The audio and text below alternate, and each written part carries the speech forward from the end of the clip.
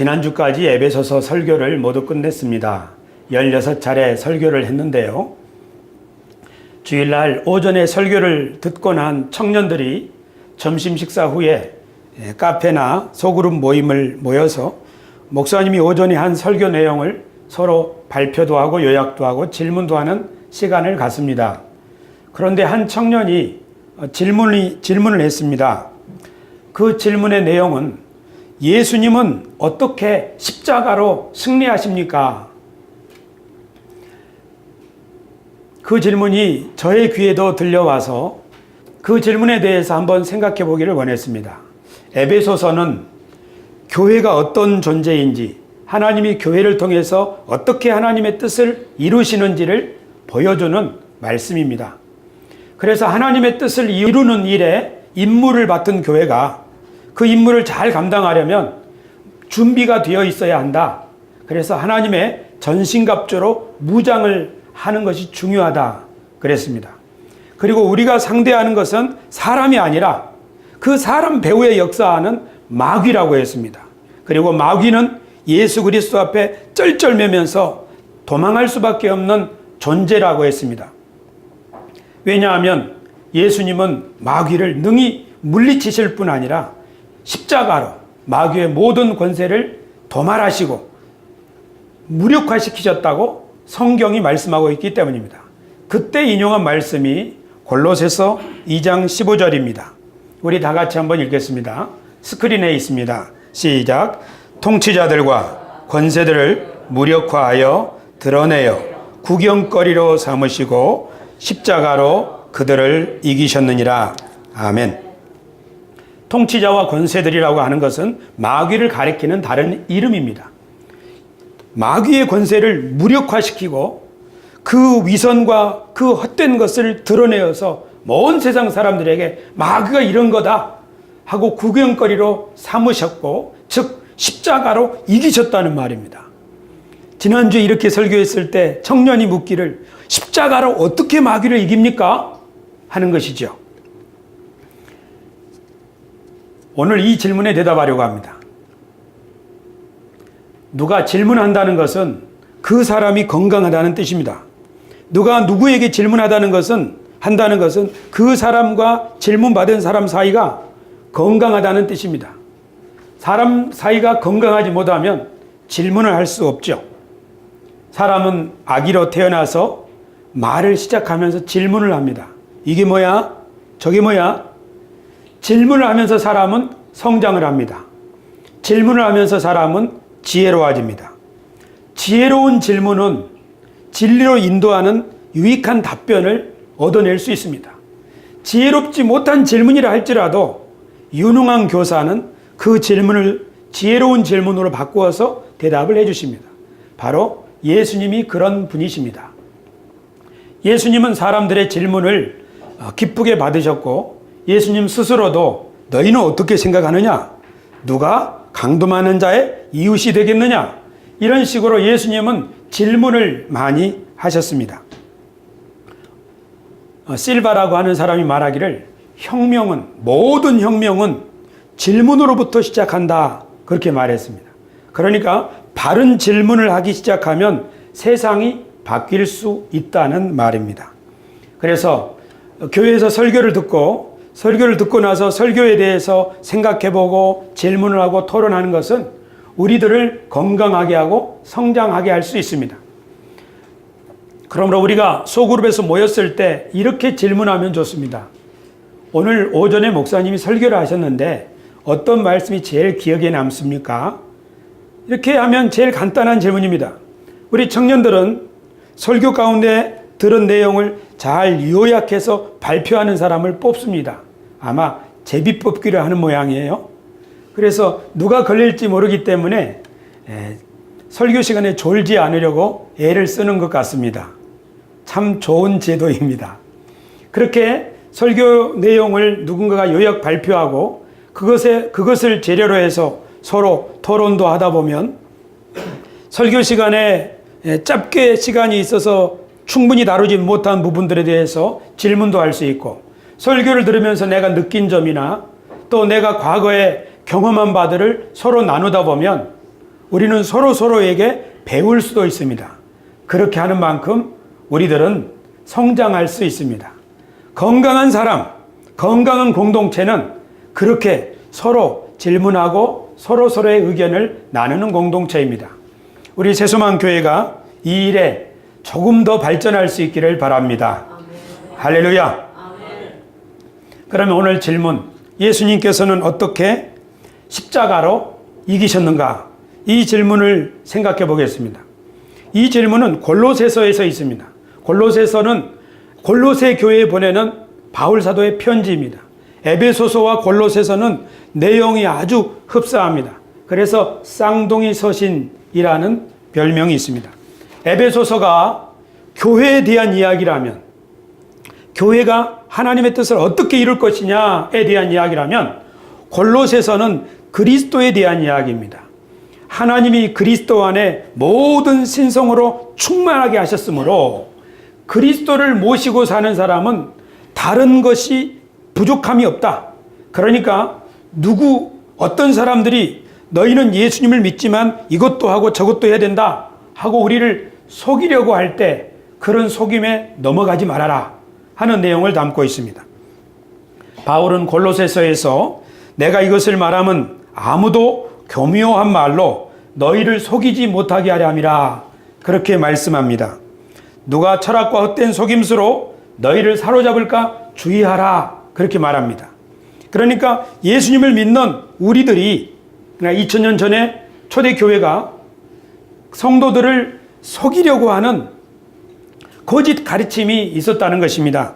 예를 들면 이런 겁니다. 어떤 신령한 지식이 있는데 그 신령한 지식을 알면 알수록 사람은 더 영적으로 고귀해진다. 그래서 우리만 아는 신령한 지식을 너희가 배워야 된다. 이렇게 사람들을 미혹하는 사람이 있었습니다. 또 어떤 사람들은 천사가 우리한테 뭔가를 말해주는데 천사를 잘 섬기면 천사가 우리에게 환상도 보여주고 계시도 준다. 그렇게 말하는 사람도 있었습니다. 어떤 사람들은 이 몸이라고 하는 것은 영혼에 비해서 더러운 것이니까 몸을 괴롭게 하고, 예를 들면 먹을 것을 주지 않고 금식을 한다든지 이렇게 하면 할수록 우리의 영혼은 점점 맑아져서 하나님의 뜻을 더 잘할 수 있게 된다 하면서 사람들에게 몸을 괴롭게 하는 일을 시키기도 했습니다. 어떤 사람들은 구약 성경에 유월절이라든지 이런 절기들을 지키라고 했다. 그래서 절기를 지켜야 한다.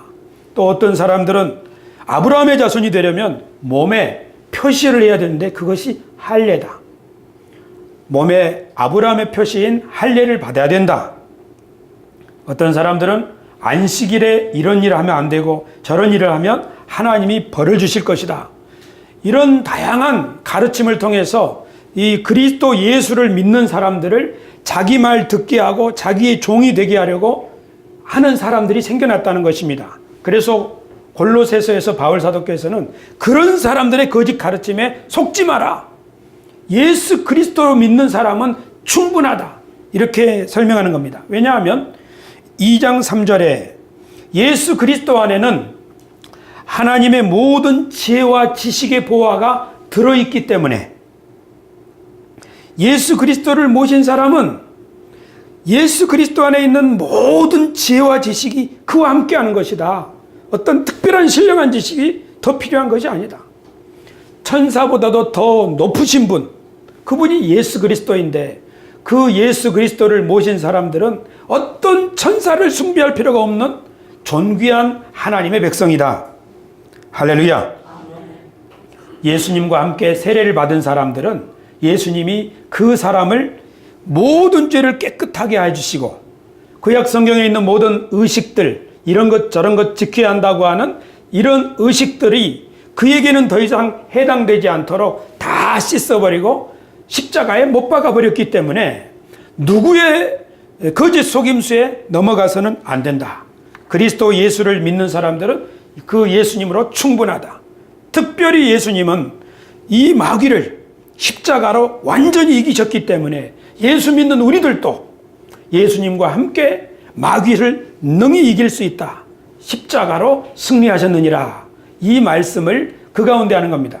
그러니까 골로새서를 쓴 이유는 그리스도인들이 불안해하지 말고 예수님을 충분히 예수님을 진심으로 믿는다면 부족한 것이 없으니까 다른 사람들의 지식이나 다른 사람들의 신령한 체험이나 다른 사람들의 어떤 이런 것 저런 거 해야 된다고 하는 그 속임수에 넘어가서 종노릇하지 말아라.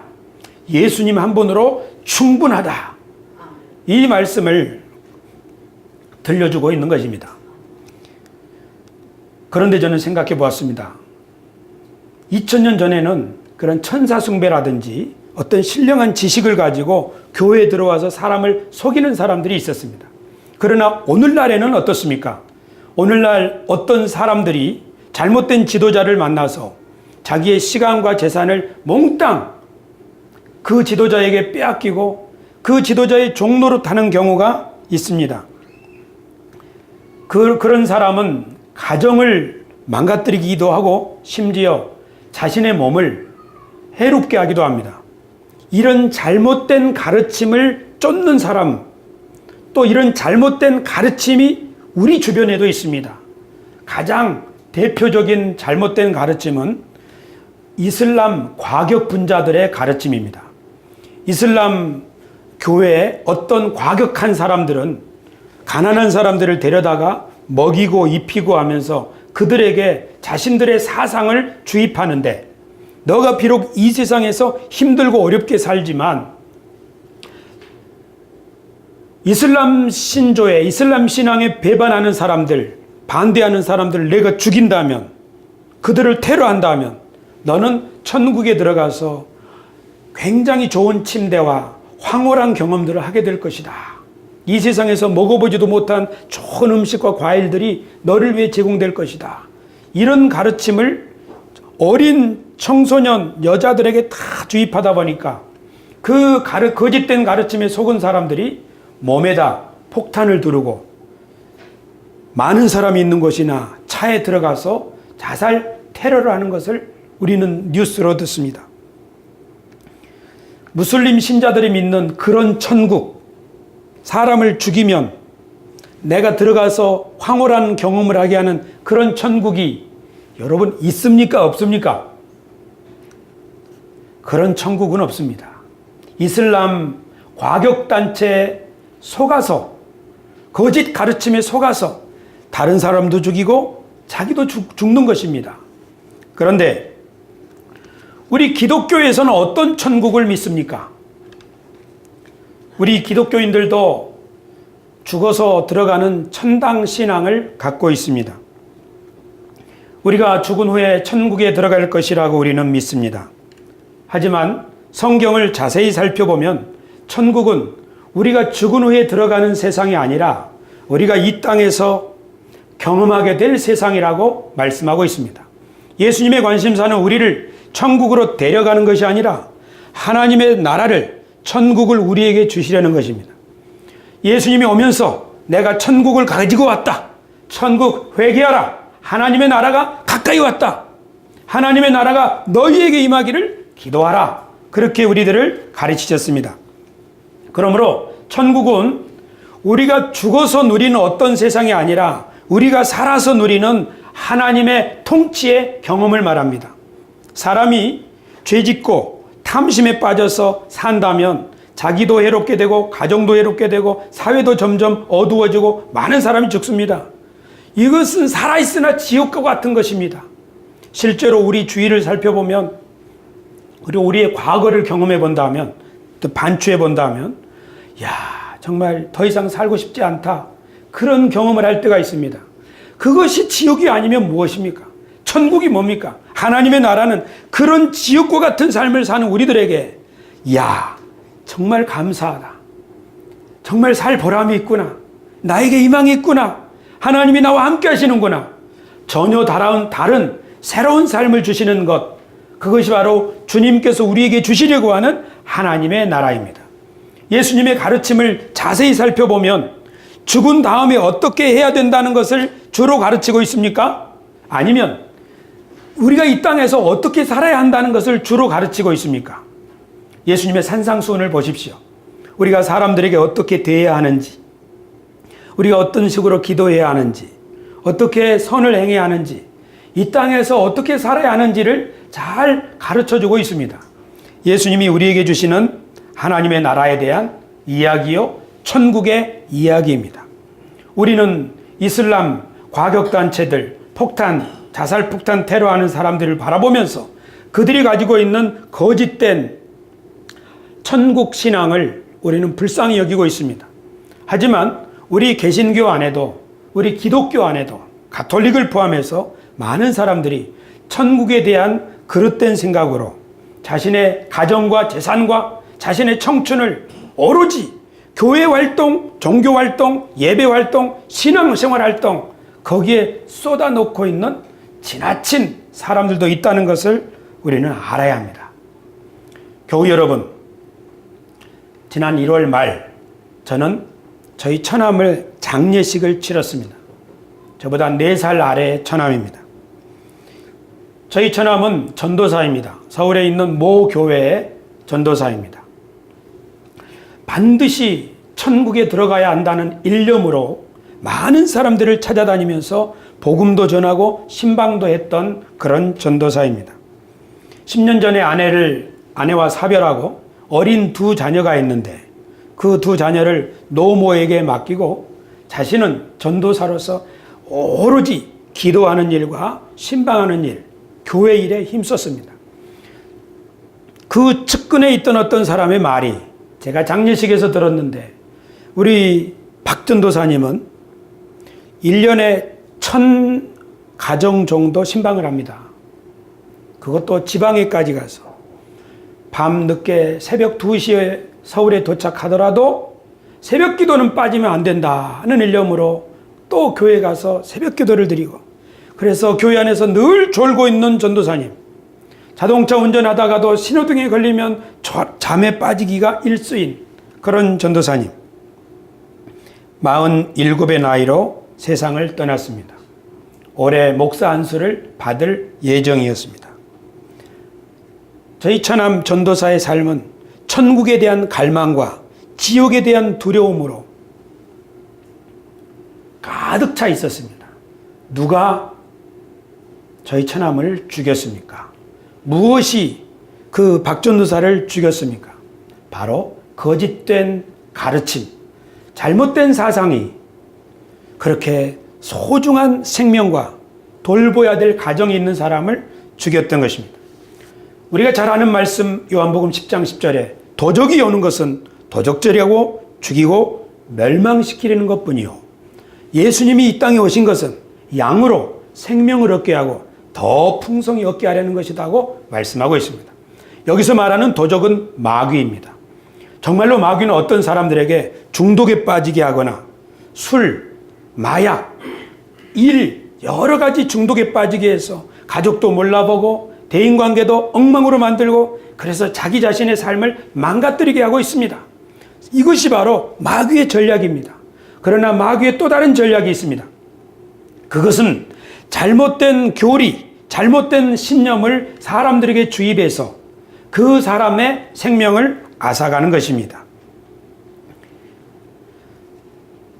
하지만 예수님을 바르게 알고 예수님을 바르게 믿으면 우리는 삶의 생명이 풍성해지고 대인관계도 좋아지고, 살면 살수록 자신이 존귀하다는 사실과 하나님이 우리의 삶을 인도해 가신다고 하는 믿음, 이런 것들로 삶이 더욱 풍요로워질 줄로 믿습니다. 그 사람은 다른 사람들과의 대인관계도 아주 좋아집니다. 왜냐하면 내가 행복하니까요. 내가 든든하니까요. 우리 교회는 그런 교회가 되기를 바랍니다. 제 소원입니다.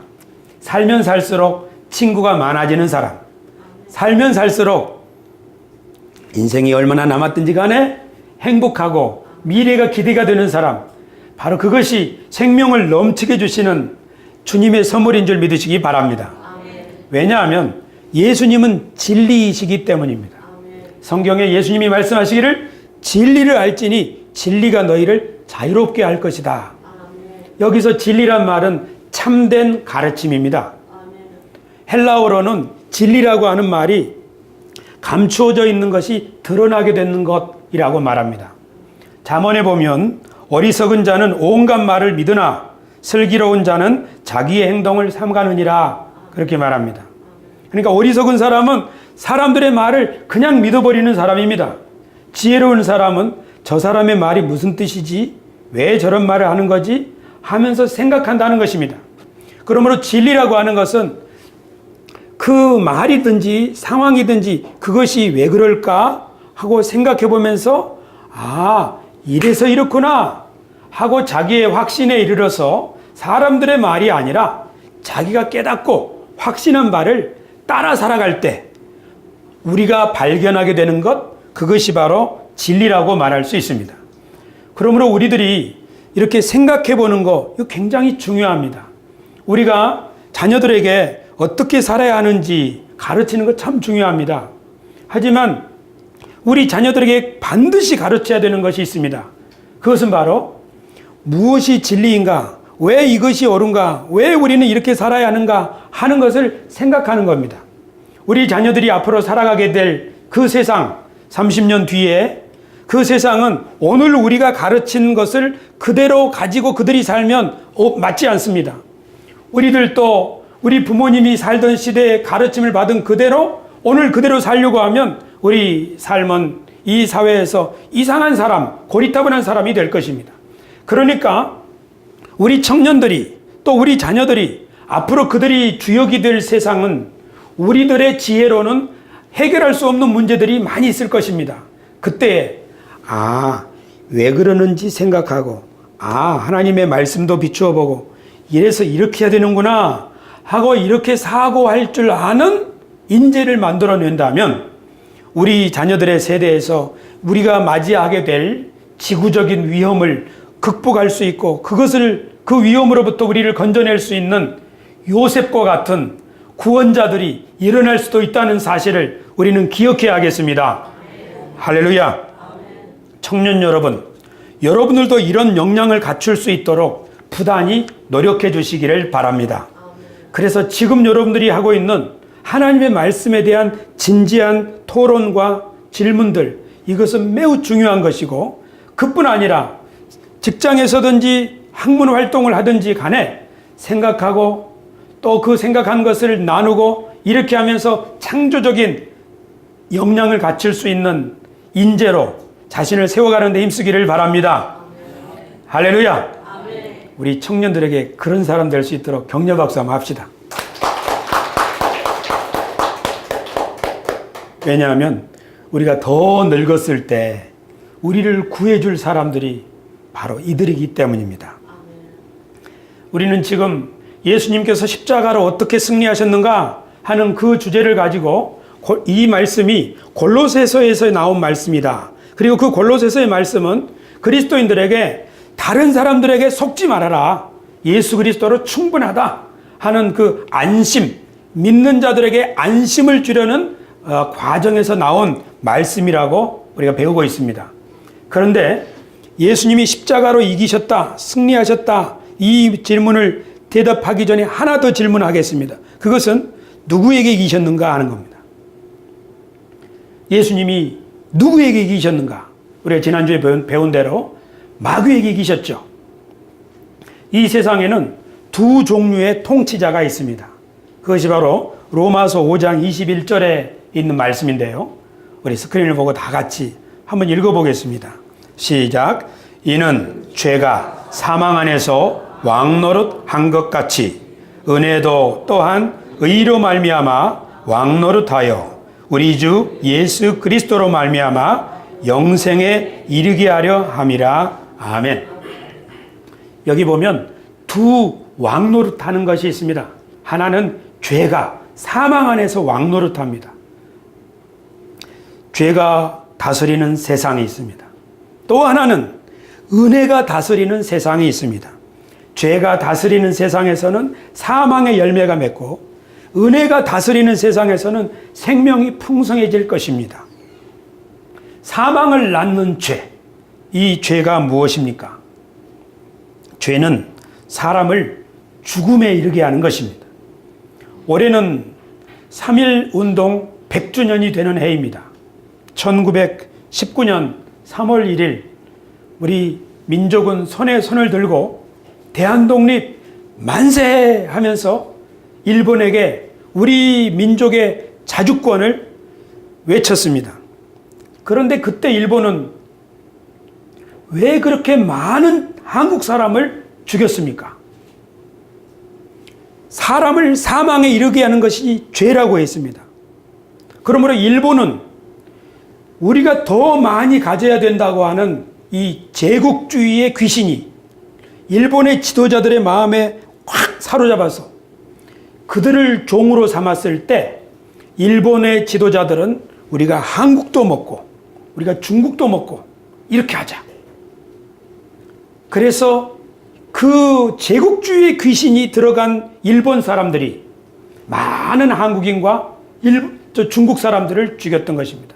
그러면서 말하기를 지금 서양이 동양을 먹어 삼키려고 하니 가장 먼저 문명화된 일본을 중심으로 해서 아시아가, 이 동아시아가 서양과 대항해야 한다. 그런 말을 하면서 조선도 중국도 일본을 중심으로 해서 뭉쳐야 된다 하면서 자기들의 침략 전쟁 행위를 합리화하려고 했습니다. 그런데 안중근 의사가 보았을 때 일본의 이것은 말도 안 되는 이야기입니다. 일본은 청일전쟁하면서 한국, 조선의 독립을 주겠다고 말했으면서도 약속을 지키지 않고 안중근 의사가 보았을 때 일본은 거짓말쟁이입니다. 일본의 방식으로 하면 아시아의 평화는 없습니다. 그래서 하얼빈에서 이또 히로부미라고 하는 총독을 총으로 저격한 다음에 리순 감옥에 갇혔을 때 일본의 대동아 공영권이라고 하는 이론에 대항하여 동양 평화론, 어떻게 해야 동양의 평화가 오는가, 이 글을 쓰기 시작했습니다. 사형 선고일이 다가오고 있지만 일본 사람들에게 내가 이 글을 완성할 때까지만 좀 기다려달라고 했으나 5장으로 되어 있는 그 글에 2장까지만 기록했을 때 일본인들은 안중근 의사를 처형하고 그 시체를 어디에 있는지도 모르게 처리해버리고 말았습니다. 그때 안중근 의사가 쓴 글을 보면 맞다. 일본 너희 말대로 서양이 동양을 침공하려고 하는 거 맞다. 하지만 우리가 서양을 대항해서 동양을 지키려면 일본이 조선과 청나라를 강압하지 말고 조선에게는 독립을 주고 조선, 일본, 청나라가 함께 연합을 해야 된다. 그래서 서양을 대항해야 된다. 이런 글을 쓰려고 했던 것입니다. 지금 무슨 얘기하고 있는 겁니까? 사람을 사망에 이르게 하는 것이 죄인데 그 죄라고 하는 것은 일본 제국주의 귀신과 같은 그 사상에 물든 사람들이 아시아에서 우리가 제일 잘 나가고 뛰어난 민족이다. 이렇게 다른 나라를 무시하고 자기들이 제일 잘났다고 하는 생각을 가지게 될 때 나타나는 현상, 그것이 바로 죄입니다. 예를 들면 나만 옳다. 우리 민족이 가장 우월하다. 우리가 가진 종교가 진리이고 다른 모든 종교는 거짓이다. 우리가 가진 교리가 가장 유일하게 올바른 교리라고 이렇게 주장하는 태도는 다른 사람들에 대해서 배척하고 무시하기가 쉽습니다. 사람을 차별하고 사람을 무례하게 차별하는 것이 바로 죄입니다. 한 걸음만 더 나가면 그 사람의 권리를 빼앗기도 하고 심지어 죽이기도 하게 되는 것입니다. 이런 차별은 우리 이 땅에 많이 있습니다. 피부 색깔이 다르다고 차별을 하고 출신 지역이나 나라에 따라서 차별하고 나이가 많거나 적거나 간에 차별을 하고 남자냐 여자냐 간에 또 차별을 하고 우리는 왼손은 어떻게 쓴다 하는 그 문화를 가지고 서로 차별을 하고 옷 입는 것으로 차별을 하고 성적 취향을 가지고 차별을 하고 무슨 이념을 따르고 있느냐를 가지고 차별을 하고 어떤 신분의 사람이냐를 가지고 차별을 하고 그 사람의 재산이 얼마나 되느냐를 가지고 차별을 하고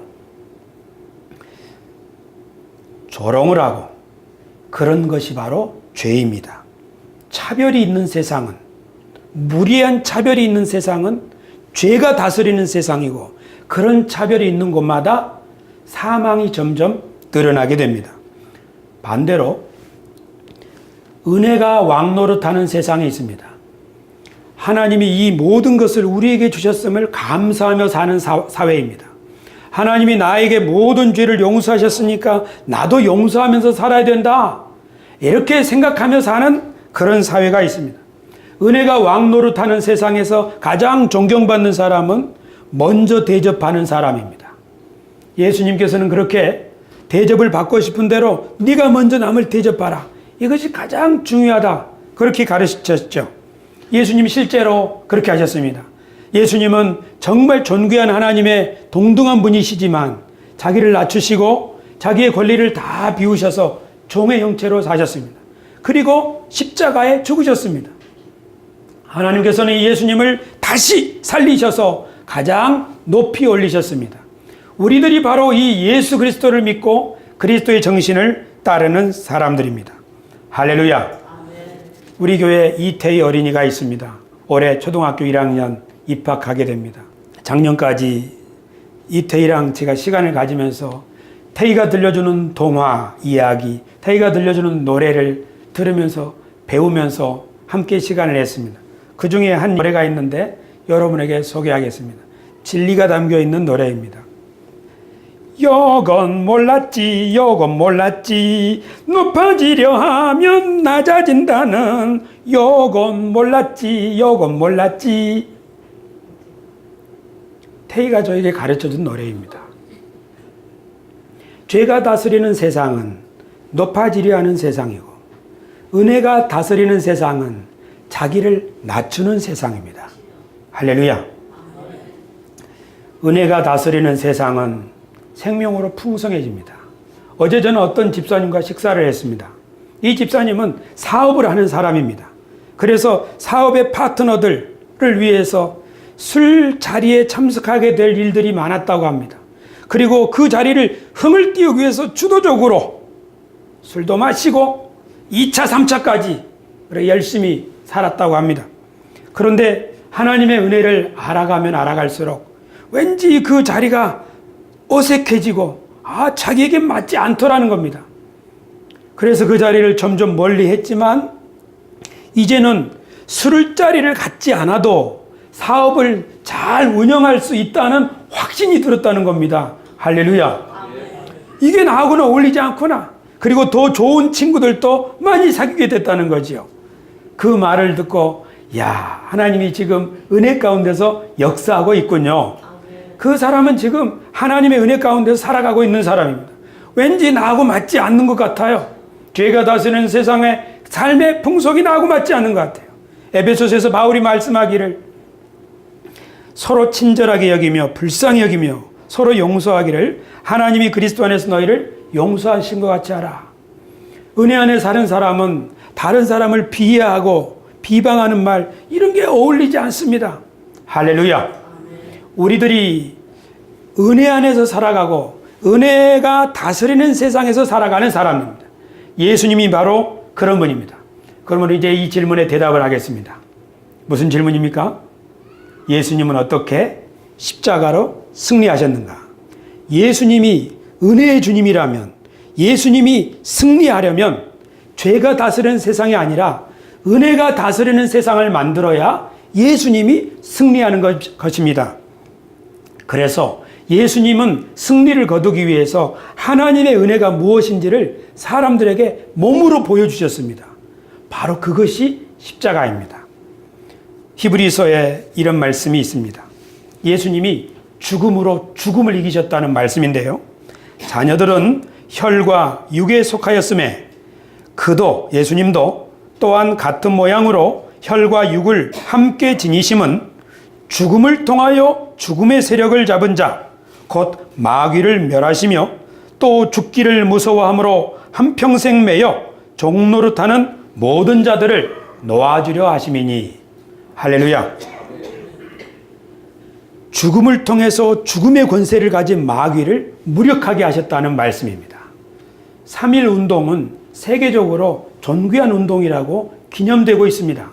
왜 그런가 하면 총과 칼을 가지고 억압하는 군대에 대해서 무기를 들지 않고 태극기를 가지고 우리의 주권을 선언했기 때문입니다. 예수님이 말씀하시기를 오른뺨을 치거든 왼뺨을 돌려대라 하는 그 정신과 맞닿은 것입니다. 일본인들이 무장하지 않는 한국인을 얼마나 무참하게 죽였을 때 그것이 온 세상 사람들에게 일본을 보아라. 저들의 만행과 저들의 비열함을 보아라. 3.1운동은 일본의 비열함을 온 세상에 나타내는 그런 것이었습니다. 예수님의 십자가도 마찬가지입니다. 마귀가 사람을 죽음을 통해서 자기의 종살이 시키고 있는데 예수님이 그 죽음, 자신의 죽음을 통하여 무참하게 사람을 살해하는 그 마귀가 얼마나 비열한 존재를 드러내셨는데 그렇게 해서 끝난 게 아니라 하나님이 예수님을 다시 죽음에서 살리시고 하늘 보좌 우편에 올리심으로 예수 그리스도의 정신을 따라 살아가는 사람들도 이와 같이 예수님처럼 존귀한 하나님의 자녀들이 되며 그런 정신으로 살아가는 세상은 생명으로 풍성해질 것을 예수님이 가르치셨으니 이것이야말로 승리하는 그리스도인의 삶인 줄로 믿습니다. 우리 그리스도인들이 예수님 믿는다 하는 것은 예수님과 함께 십자가를 진다 하는 것입니다. 십자가를 진다 하는 것은 세상에 대해서 죽었다는 말입니다. 세상 욕심에 대해서 죽었다는 말입니다. 우리는 더 이상 세상 자랑이나 성공에 목말라 하지 않습니다. 우리는 예수 그리스도와 함께 하나님을 섬기고 하나님 앞에서 진실되이 살아가는 것, 그것이 가장 가치 있는 삶임을 확신하고 있습니다. 동의하시면 아멘 합시다.